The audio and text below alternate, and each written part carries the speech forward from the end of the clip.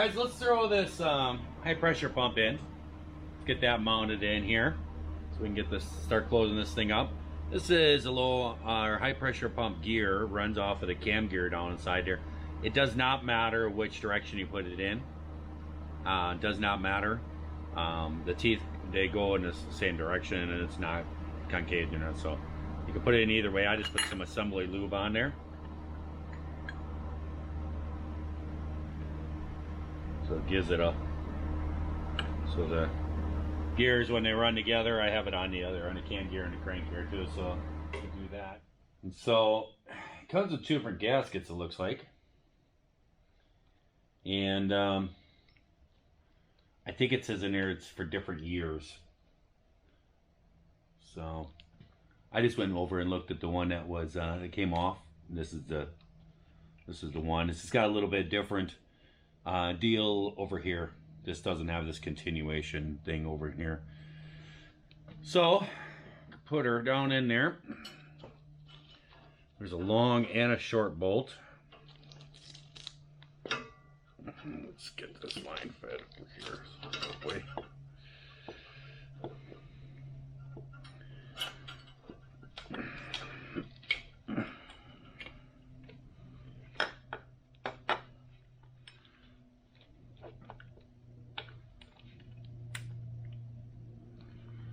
We'll just get a thread started. I'm gonna grab a socket. There we go. This is the same H-pump, the same high pressure pump.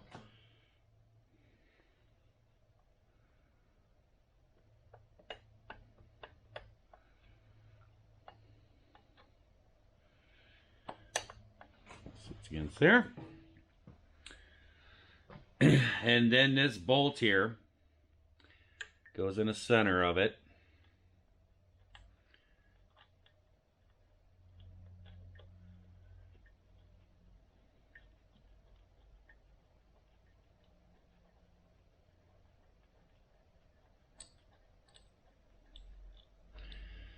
And this is what clamps the gear onto the high pressure pump. Alright, so now we can do some torquing. Alright, so we got 18 foot-pounds torque here for these two bolts that holds the pump on.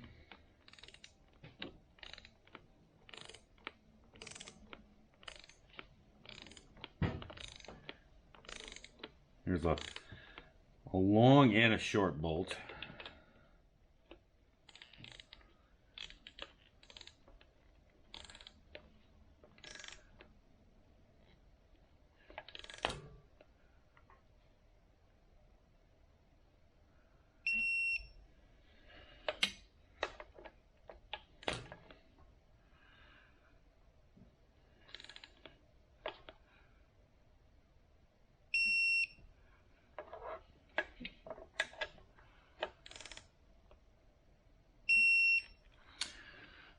There we go. And then this gear here, this bolt goes to 96 foot-pounds. So we should be able to jam that in there. Let's see if we can get it that way. Jam a rag in between the gear there. All right.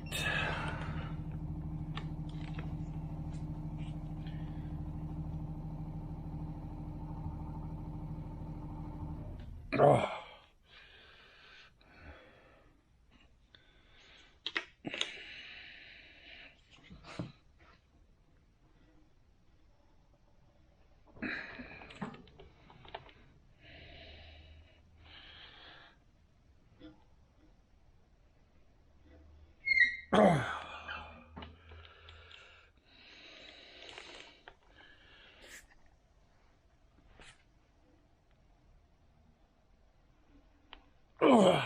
Almost.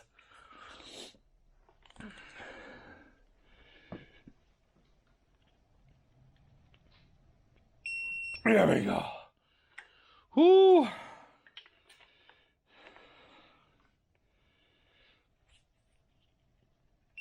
All right. Whoops. Set that where the camera was. So now, let's see if we can turn it over backwards.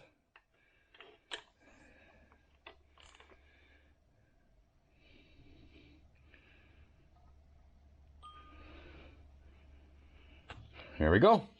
We got our rig up. All right, so we got our new gasket. It's got this screen on here, and this sits down inside there, just like so. It's like the one we pulled off. The old one.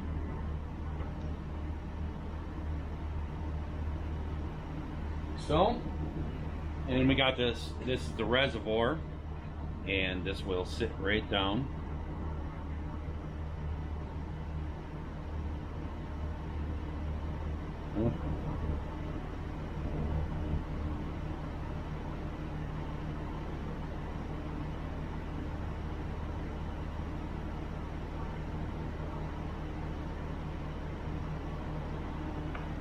Sit down in there like that. And we got the top cap, and we got the new gasket comes with this kit.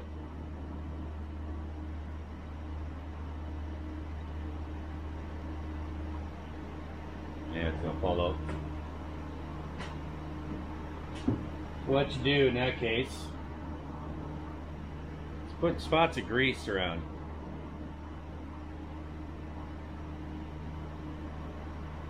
Little goobers of grease on there. Down in that groove. Couldn't talk there for a minute.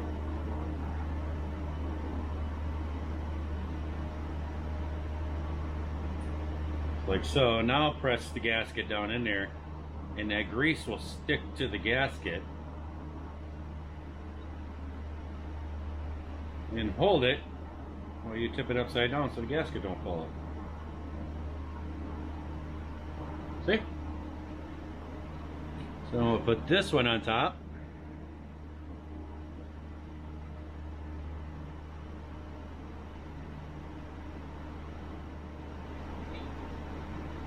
I want to make sure my gasket stayed in place, which it did. So wiggled it around a little bit. We start dropping our bolts in.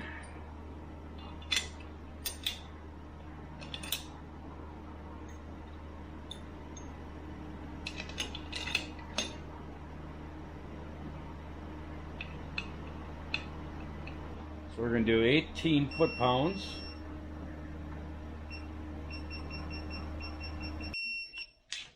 Alrighty. These other little small bolts, I'm just going to crank them tight.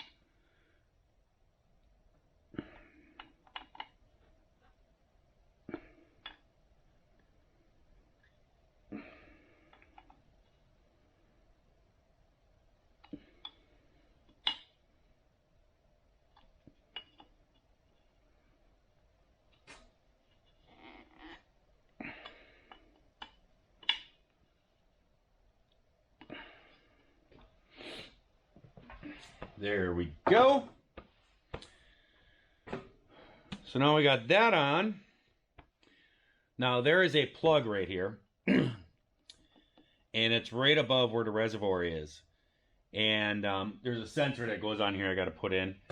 But there is a plug right here. And what you do is, before you start the motor up, you want to pull this plug out and then put a small little funnel in there and dump, say, a gallon or whatever of oil down in there. Pour a bunch of oil down in there. And what that's going to do is fill up the whole high pressure reservoir, and it's also going to bleed all down, and it's going to go all down through the time cover back into the oil pan. But that's going to provide oil to the system when it first starts up. It's going to have the oil there and everything to run, so it's not pumping dry and everything. Alrighty guys, it is time to put the rear flex plate, or the rear cover on the back of the motor. We need to put the wear sleeve on the crank. I told you guys in the beginning, if you looked at this, I'll show you a close up. The crank was real good. It was getting a groove worn on it. That's the only thing that the machine shop said, was that getting a wear on it, but it's like, you know, you just put a wear sleeve on it and stuff. And with this kit from Joy Built, they actually it comes with the new rear main seal with the wear sleeve. See, like this is original, and so the seal that they used on it was to go onto right onto the crane. But then after a while, you can get a rear seal that has a wear sleeve on it. All right, guys. So now we're on the back end of the motor here, and we're going to put on the rear seal that's going to seal on the crankshaft. There's a plate that goes over this, and get this all set up and everything else, and then we can move on to the pickup tube and the oil pan and get this motor closed up. So that's what we're going to be working on right now. So you want to clean everything real well and everything. You want to clean everything real good with some good, get all this all cleaned off, and then take like some, I take acetone on a rag and wipe it all down to make sure everything, you get all the residue of anything off of there.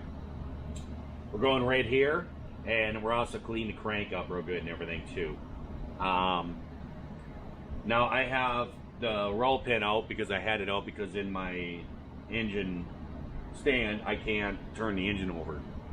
I couldn't rotate the engine with the pin in, so I had to remove that. So that's been removed. I put that in. It's whatever. So the cool thing about it is that this crank, when I had the machine shop look there, everything is looked out, everything checked out, but then they told me that the crank, it has some wear on it on here, and they're like, you'll just have to put a sleeve on it. Done this many a times in semis and everything else, especially when I worked on the old Mack trucks. I mean, those were 1960s and early 70 trucks and stuff, you know. The cranks and everything, they would get worn and stuff, and then they would start leaking. And there's a company, I think they're called National or something like that. They would always make these little thin wear sleeves that you pound on there and stuff. They're super thin, and it comes with a special little kind of cup tool thing, and you pound them on there. And then there was a lip that they got pounded on with, and when you got done with it, you actually took a pliers and it just broke that lip off, and it just peeled off, and it would give the crank a new surface, and it was super thin. Well, I actually looked for one of those for this, and I called around, and everybody was like, no, don't have nothing like that. And it turned out it came in my kit. I didn't realize it. I kept searching around and everything else. And when you get the new rear seal right here, it actually comes with a new wear sleeve in here. So it's for a rebuild. You know, they know that, you know, after time gets going here, that you're going to have a new, you know, surface on there. So they make the seal just a little bit tiny bigger, and it's a little bit thicker than the wear sleeve that we usually put on, but that's just going to get pressed onto there. Now there is special tools for doing this, and the thing is, every single engine can have a special tool. I mean, every single brand, every single make of everything will have a special tool to put on seals, blah blah blah, and everything else. And in some cases, it really is necessary. But in this case here, and the reason why it's necessary, I can go there real quick, because this is the plate that goes on here, okay? And you put all these bolts all the way around. Well, like on a Kenworth, when I did that one and stuff, I had to have a special tool, because you have to put the tool in there, and it lines the plate up. It lines everything up, so then the seal is perfectly centered and it doesn't wear on one side of the crank more than the other, and doesn't leak in the future. So that's why you need a special tool. But this one here has locating pins. It has 2 locating pins right here. And the thing is you put these bolts in here, and when you put the bolts in, the holes are always a little bit oversized to what the bolts are. So when you put them in there, they can actually move a little bit. You can always move that plate. Well, with these pins in here, it's locked in. That's the only place it can go. So you can put a special tool on there all you want to. It's not going to change where the location is. So we don't need a special tool on this one. We can just use the things that we have and take care of this. Now, I'll show you real quick the surface of the crank. So you could see right here, see these grooves right here. This groove right here, if you put a new seal on there, that is going to leak. You know, eventually it is going to fail and leak. So we're going to put a wear sleeve on there. I'll show you guys how to do that real simple. So in the kit, it comes with the wear sleeve. And you just have to be real careful installing this because you're actually going to be installing the seal kind of backwards. Because the seal inside, it has the part that seals, it's actually facing in. But on the wear sleeve, there is a small little taper on here. So when you put this on, you got to be super careful putting this on here, that you roll this in there, that you don't roll over this seal, because if you roll over the seal, it's gonna leak. But you pull out the seal here, or the wear sleeve, and I'm gonna use some sleeve retaining compound here. Don't know if it really does need it. Can't hurt, let's put it that way.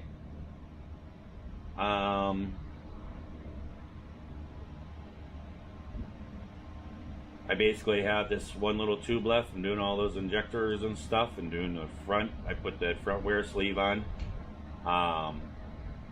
There's some left in here. Use it. It basically will make this so that there's no possibility of this turning on the crank. That's why you put this stuff on there. So it keeps it stationary and it seals around the surface. So it's not going to hurt anything. It's only going to help. Alright. So I meant make sure all the surfaces are clean, because if you have something underneath it, it's going to bulge out the sleeve. So we're just going to get it started. You saw that it just goes on there. You want to make sure that you get it straight. And then just kind of go around with it, some light taps. Oops, went too high in that one.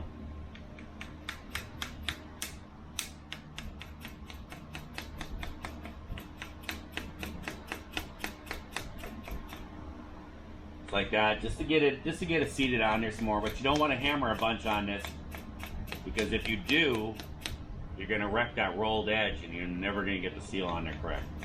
That's why I'm using a dead blow with a protective surface on, so it's not here. And I'm just giving it just light taps, just tap it on as much as I can get. Now this is an automatic. This truck is an automatic, and you can use the flywheel and actually put the flywheel up against here and then tighten the bolts with the flywheel and it'll push it right on. But since it's an automatic, it has what's called a flex plate, which is basically a flywheel, but it's real thin. But to get the correct spacing, you have this here little adapter piece. And this here will fit right over the top of that, and it's just a little bit bigger. And it's basically just like with the tool that they sell that you can buy and everything. I need one more washer. I don't know why I didn't put 2 washers on that one.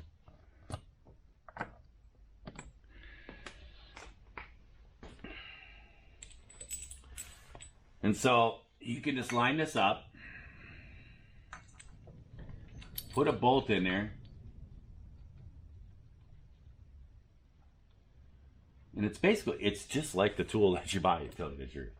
It's kind of funny.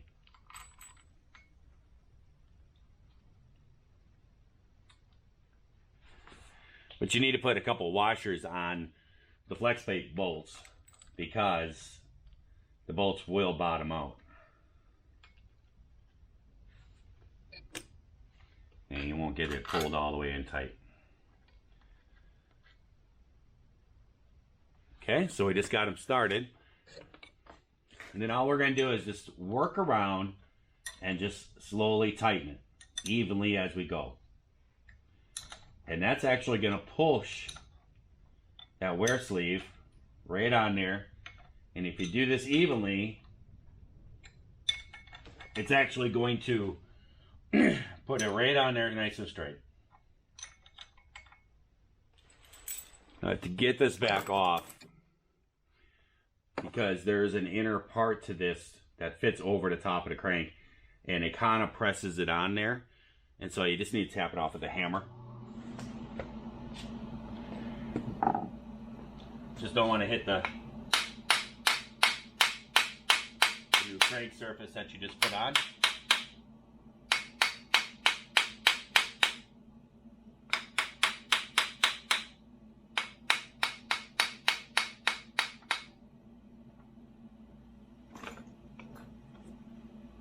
There it is. That is just perfect. No tool needed. But now we have a really nice new surface that the rear steer is going to seal against. It's all perfectly straight. Everything else, you can save yourself a couple $100 in buying a new tool from Ford. All right, so we got our RTV on here, and you always want to make sure to put it all around all the holes, even these up here and stuff, when around the whole surface and everything. Oh.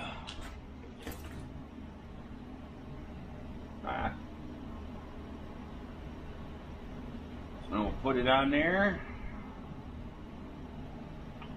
And our pins, smear and everything.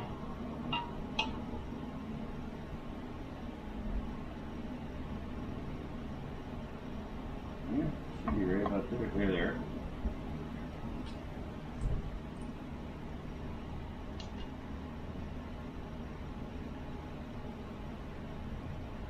Start all our bolts. All right, now we got to get our rear seal all RTV'd up, ready to go. So now we got our sealing on there. Now this is where the part where you got to be careful. This is probably where the tool would probably figure out here. Okay, it's right there. Where the guide pins are going to line up. No? There. Yep, it's right there. So you just got to be real careful not to roll that inner seal, putting it on there.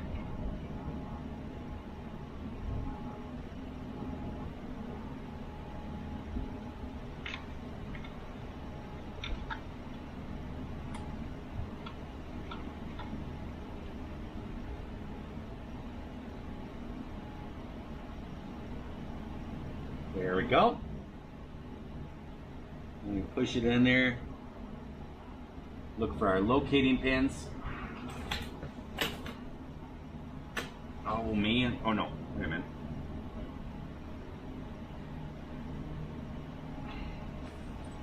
Need a screwdriver real quick.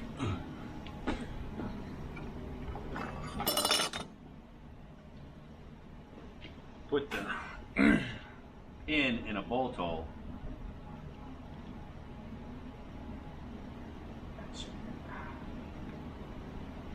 There we go.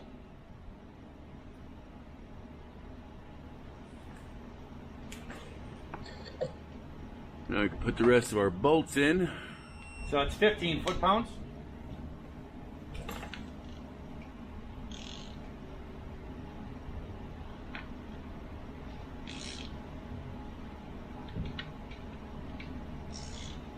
So I tell you what, getting this seal off of this flex plate, whew,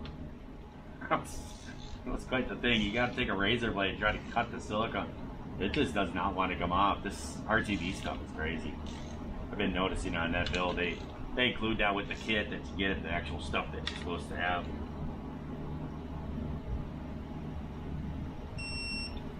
And it's pretty crazy stuff.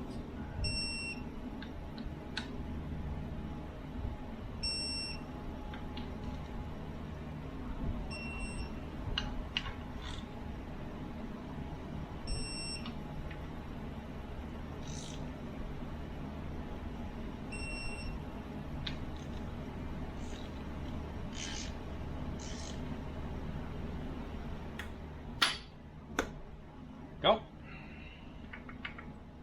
It's flywheel's gonna be a lot thicker, so you gotta line it up with the dowel pin. And then this here shim, I'm wondering if I can put that over.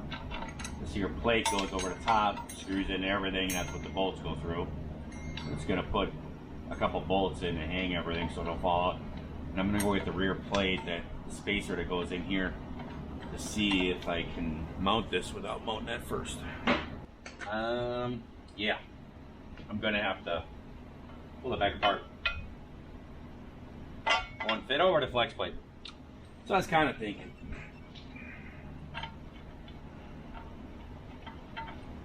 That's why I just started 2 bolts. Kind of had a conjuring, an inclination. That was kind of a big word. So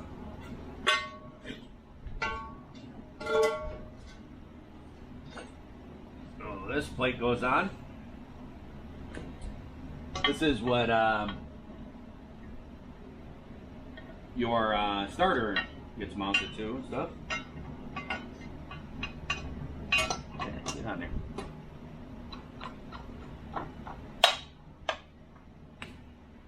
Just like so. Ooh, pretty blue gets the back. I think I might have some OCD. Should we seal that? I don't think so. No, I don't see a reason why we need to seal that. There's no fluids in there. That's sealed, keeping everything. Trying to just think things through in my head, you know what I mean? No, it don't need to be sealed.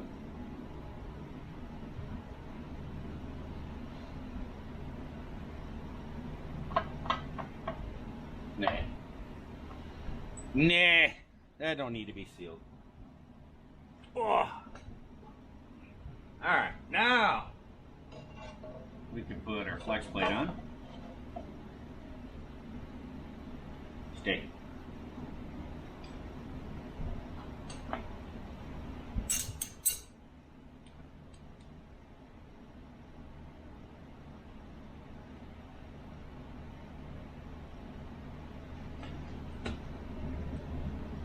This lined up the first time. Somebody's over there texting me.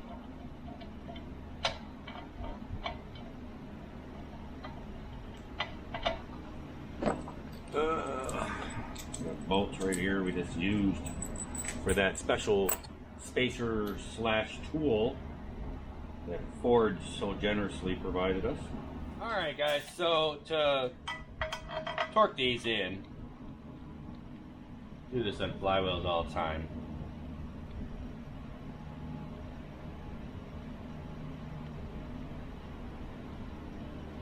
You can just put one of the bolts in and then put a bolt down here into the flywheel.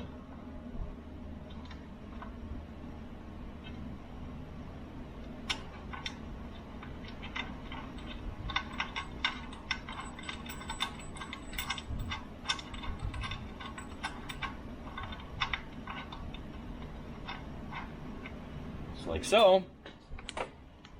And then it's 90 foot-pounds. When you turn it, see the chain is going to keep it from the engine turning over so you can actually torque.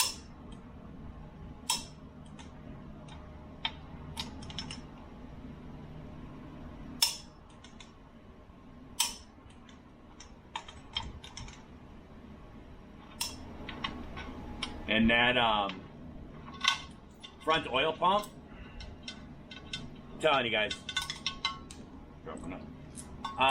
jelly belt, I hope I'm saying that right. I feel like I'm saying it wrong.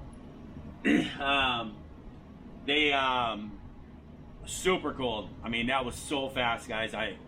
Not only am I impressed with all the parts and the kit and what's involved with this kit and everything from these guys, I'm also really impressed with their response.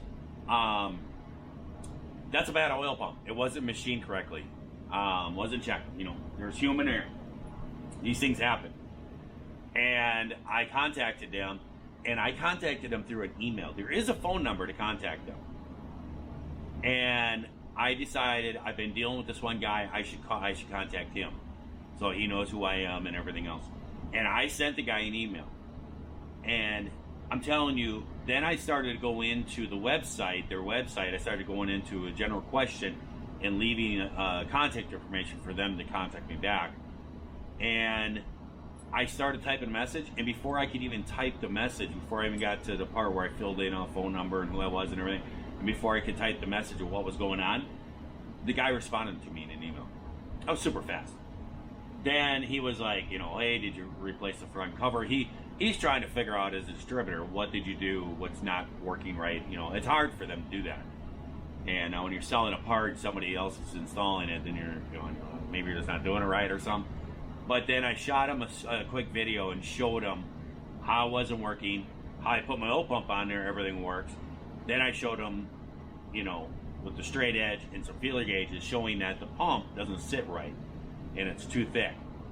And that's what's happening, is it's compressing that and locking the motor up. And I showed him that, and he asked for some pictures while I was putting that little video together. And I said, I'm making a video for you, I'll send you a link. And I sent him a link. The guy responded back to me, he's like, wow, I've done these, I've never seen that happen. We've never had anybody come back, but you definitely have a bad oil pump there. And I'm like, yeah, I know what you mean. I said, it's weird, but, you know, it's just a mistake. It happened. And he responded right back to me, you know, what address would it be shipped to? I gave him the address. A couple minutes later, boom, it's been shipped. You have a brand new one coming, no charge. Sorry for the inconvenience. That's customer service. You know what I mean? No messing around, everything else. The video really helped, though. I will tell you that. In the future, if you have a problem like that, shoot a video. You guys have YouTube. You can put a video together showing exactly a situation like that if somebody's not around, or even if it's in town close by you and you go back there and try to explain to them that the part's wrong and everything else. You know, you can show them the video of, hey, you know, this is how to assemble it. It was assembled correctly, everything else. Worked pretty good. That it did. So he's shipping a new one. So he's shipped it out yesterday. And I would probably expect Monday or something. He said, he's like, I didn't overnight it. I hope that's okay. He goes, but I saw the motor still on the motor stand. So he goes, I don't believe this is going to be running, you know, before Monday or Tuesday. So, yeah, you know, and it was like, and I'm like, yeah, you're correct. I won't need it today. I'll need it the next day. So there we go. So we got the whole rear end done. Now we're going to throw the oil pickup tube on there. It's pretty easy. And throw that on, and then it's oil pan. All right. Well, we got to torque these down. These are 18 foot-pounds.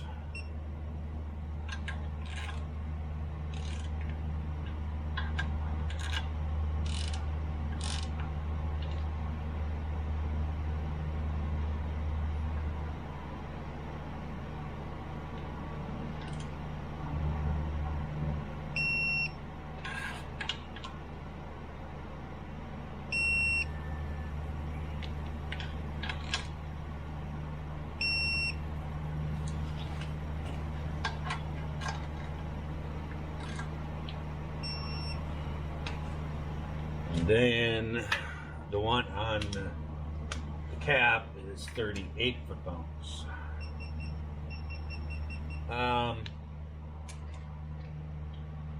Clean that up really good. And I have a little different, I have a gasket. You're only supposed to use like the RTB, the international stuff.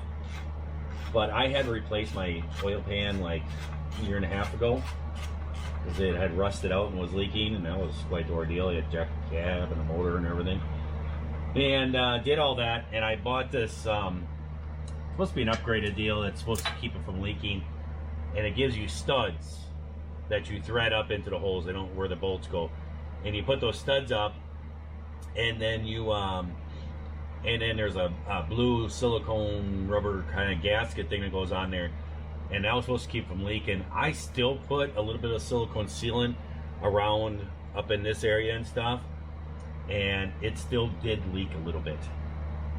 I noticed that it still leaked a little bit when I pulled it apart. I didn't notice a drive-in or nothing, but when I pulled the engine apart, you could see that it had leaked a little bit. So we're going to use that international RTV, and we're going to put it on a clean surface here, and then we're going to put that gasket on there, that seal that I have, and then put it also on the oil pan. So we're going to double coat it, because these oil pans, they seem to leak on these things. Where this is a big surface with no bolts.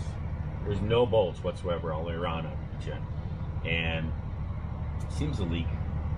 So we're going to try to seal that up really good so we don't have any more leaks. All right, guys. We have cleaned and cleaned and cleaned. We have really cool international. I gotta get moving here. So,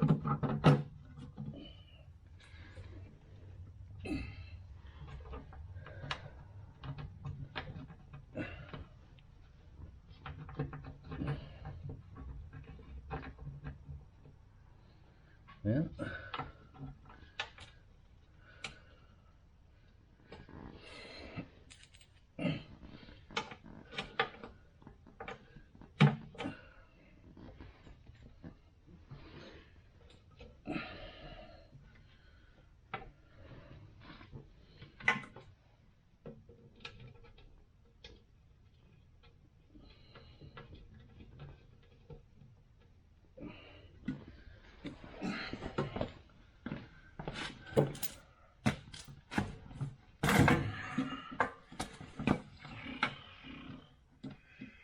Let's hold this up over here. Come on.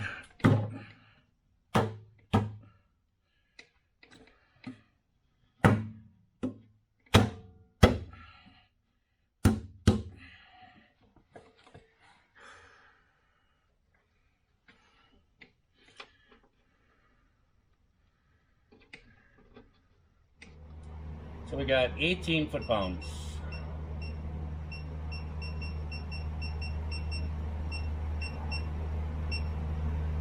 That's what Ford calls for their oil pans.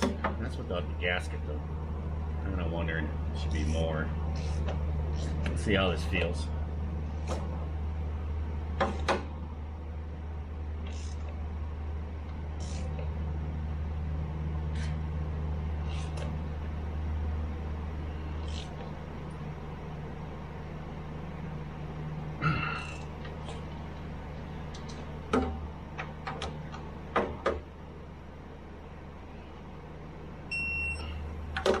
Feels pretty good. It feels pretty tight. I'm gonna go with that.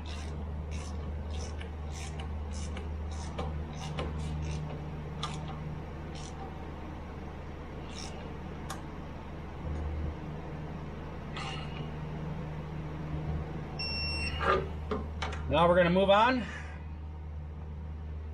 I don't even know what's next. I can't think right now. Well, guys, she's all together. I even got the motor mounts put on there. There's a couple things I could be doing on it, but you know, let's get them mounted into the truck and go from there and stuff. The exhaust manifolds, I really like to put those on. I gotta go check to see if they're gonna show up today or maybe tomorrow. I could put them on in a truck, but I'd like to put them in there. One tip of these: always make sure to run a tap. Clean these surfaces up on the exhaust. Clean those all up really nice so you got a good surface for your exhaust to seal to. And then always run a tap through every hole. It's a meticulous thing, but if you don't do it, your bolts won't go in all the way sometimes. It'll mess up your torque ratings and everything. You can get leaks. So, got the motor mounts in. Got that all done, all prepped and everything. I could put a lot of stuff in here and everything else, but I'm just going to wait till it gets in the truck. I mean, it's a big enough, bulky enough, you know, engine the way it is. The valve cover, I don't think that'll be here till Monday, Tuesday. I did mount the starter on there.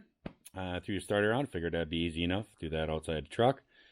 And got the motor mount put on this side and everything else. And just got some regular tubes and things mounted up. And she is pretty much ready to drop into the truck. I do have some things I got to do with the truck. I got to put in some new front brake lines. They're just rusty.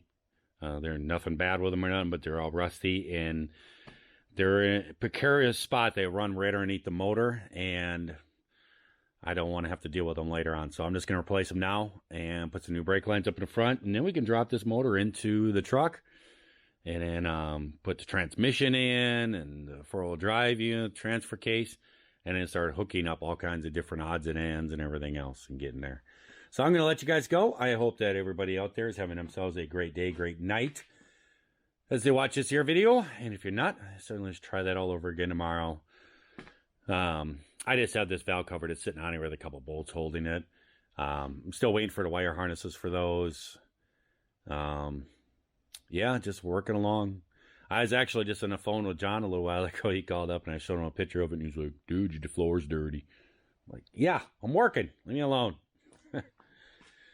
Yeah, he was yelling at me for leaving him at ADL, I guess. Alrighty, guys. I'm going to catch you next time. Bye.